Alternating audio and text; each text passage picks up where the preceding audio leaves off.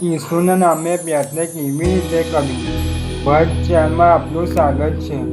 આજનો વિષય: પ્રાર્થના કરતી વખતે હાથ જોડવા, ઘૂંટણે બેસવું ને આંખો બંધ કરવી ફરજિયાત છે. ઈશ્વરને ગમતી પ્રાર્થના કેવી હોવી જોઈએ જોઈશું. સૌ પ્રથમ એક પ્રશ્ન: શું તમને લાગે છે કે જો આપણે હાથ ન જોડીએ અથવા આંખો બંધ ન કરીએ તો ઈશ્વર આપણી પ્રાર્થના સાંભળશે નહીં? આ પ્રશ્નનો જવાબ આજે આપણે બાઇબલના સિદ્ધાંતોના આધારે સરળ ભાષામાં સમજવાના છીએ. તેથી વિડીયો અંત સુધી જરૂર જોતા રહેજો. પહેલા ભાગ, બીજો ભાગ ને ત્રીજો ભાગની નાની ઝલક. ભાગ 1માં શું શીખ્યા હતા? આપણે શીખ્યું કે પ્રાર્થના એટલે ઈશ્વર સાથે વાત કરવી. આપણે સ્વર્ગીય પિતાને પ્રાર્થના કરીએ છીએ અને અંતમાં પ્રભુ ઈસુ ખ્રિસ્તના નામે પ્રાર્થના પૂર્ણ કરીએ છીએ.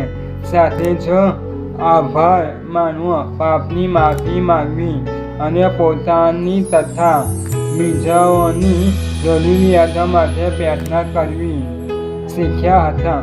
ભાગ 2માં શું શીખ્યા હતા? આપણે શીખ્યા કે ઈશ્વર પ્રાર્થના સાંભળે છે.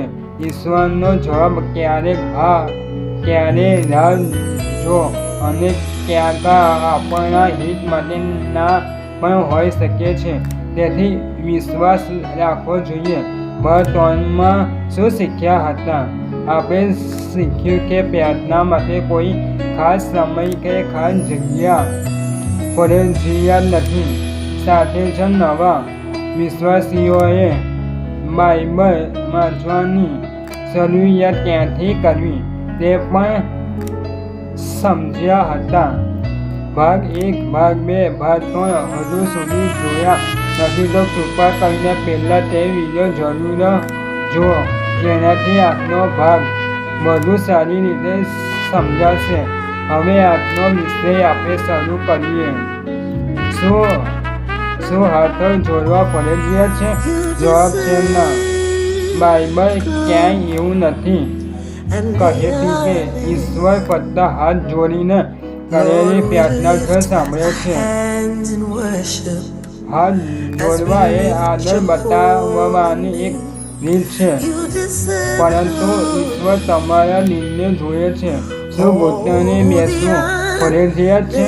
ઘૂંટણે બેસવું પ્રાર્થના કરવી નમ્રતાનું સુંદર પ્રતીક છે. પરંતુ જો તમે ઊભા હો, બેઠા હો અથવા બીમાર હો તો પણ ઈશ્વર તમારી પ્રાર્થના સાંભળે છે. મહેરબાની છે નમ્ર હૃદય. હવે વચ્ચે એક પ્રશ્ન હું તમને પૂછું.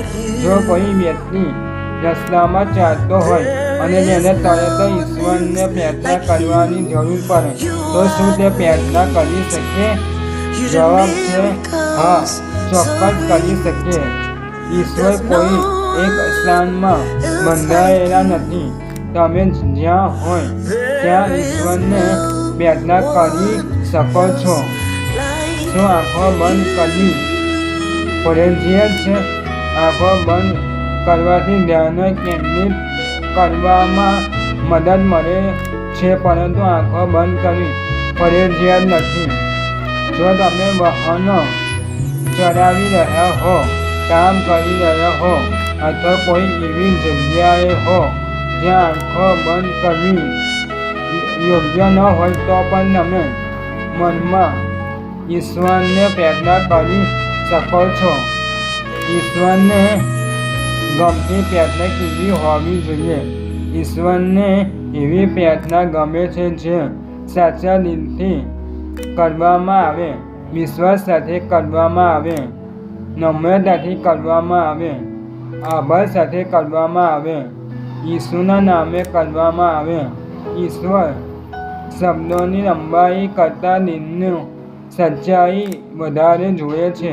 આજનો મુખ્ય સંદેશ આપણો: પ્રાર્થનાની સૌથી મહત્વની વાત હાથ, આંખો કે શરીરની સ્થિતિ નથી.